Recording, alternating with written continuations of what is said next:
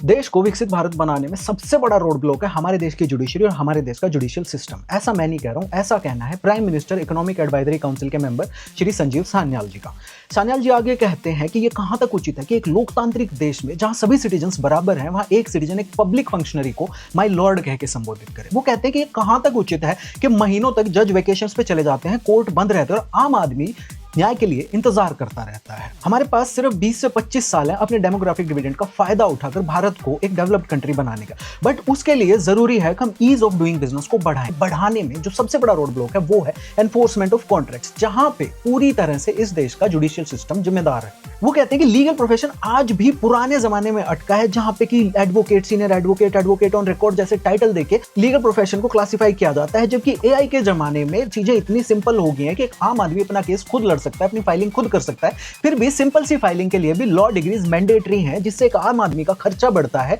और उसकी न्याय तंत्र से जो दूरी है, न्याय तंत्र की जो अफोर्डेबिलिटी है, कम हो जाती है। अब सान्याल जी ने जो कहा वो इस देश का हर आम आदमी कहना चाहता है जो इस देश के न्याय तंत्र से त्रस्त है, पर नहीं कह पाता है क्योंकि वो डरता है कि कहीं कोई बेरोजगार लॉयर जजेस के सामने ब्राउनी पॉइंट्स बनाने के लिए उसे कंटेम्प्ट ऑफ कोर्ट केस में ना खींच ले और वो साल दर साल 15-20 साल तक कोर्ट्स के चक्कर काटता रहे। पर ज्यादा खुश होने की जरूरत नहीं है। हम जानते हैं कि बीजेपी के तंत्र में जिसने भी आज तक जुडिशियल रिफॉर्म्स की बात की है उसके साथ क्या हुआ, चाहे वो former law minister Shri Kiran Rijiju हो या farmer vice president Shri Jagdeep Dhankhar. अब देखना यह है कि संजीव सान्याल जी के साथ क्या हो।